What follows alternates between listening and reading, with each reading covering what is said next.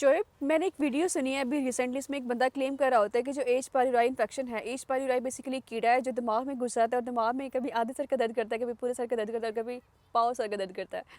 और इसके अलावा उसने ये भी कहा है कि ये जो एंडोस्कोपी वगैरह होती हैं या सीटी स्कैन हो गया या एमआरआई ऑफ स्टमक हो गया, जीआईटी ट्रैक हो गया, वो नहीं करवाते क्योंकि इससे कैंसर स्प्रेड होता है।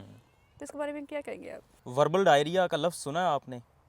ये वो है। हम जब स्टूडेंट होते थे ना एमबीबीएस में, तो हमारे एक टीचर थे जिन्हें जो क्वेश्चन पूछते होते थे, और क्वेश्चन पूछने के बाद ना मोबाइल में शुरू हो जाते थे और उन्हें कोई फ़िक्र नहीं होती थी कि स्टूडेंट क्या बोल रहा है, बस बोलता रहे तो वो पास हो जाता था। अगर वो चुप करके बैठा रहे तो उन्हें लगता था इसको नहीं आता।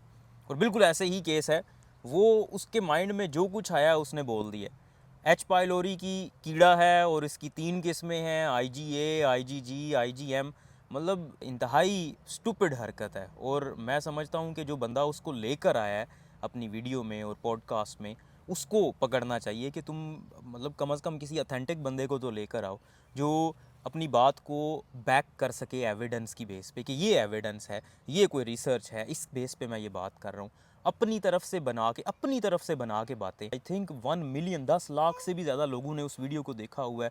कैन यू इमेजिन, उन 10 लाख लोगों में से अगर 1 लाख भी उस पर यकीन करते हैं कि हाँ ये ठीक कह रहा है, और उन 1 लाख में से कोई 100 लोग हैं जिनको मसला होता है मैदे का, कोई सीरियस मसला होता है, और वो डॉक्टर के पास नहीं जाते कि वो कैमरा टेस्ट करेगा, एंडोस्कोपी करेगा, उससे नुकसान हो सकता है, अगर वो स्कैन वगैरह करेगा उससे मुझे नुकसान हो सकता है, कैंसर हो सकता है, और वो वैसे ही जो है वो अपने आप को हर्बल तरीक़ों से और बाकी जो ऐसे ही टोटके होते हैं उनसे इलाज करता है और उसका मामला ख़राब हो जाता है। फॉर एग्ज़ाम्पल वो कैंसर वगैरह निकल आता है, तो कैन यू इमेजिन उस बंदे की ज़िंदगी नर्क बन जाएगी।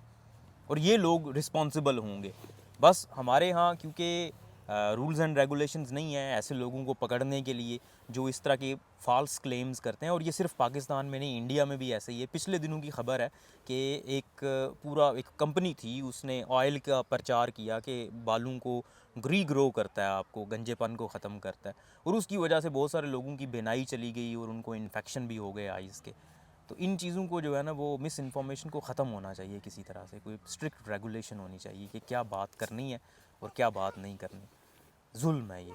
और जो जहाँ तक बात है एच पाइलोरी की, इन्फेक्शन होता है वो माइक्रो ऑर्गेनिज्म होता है, कीड़ा नहीं होता। और वो जो आईजीजी, आईजीएम, आईजीए हैं वो एंटीबॉडीज़ होती हैं जो हमारा अपना जिस्म बनाता है।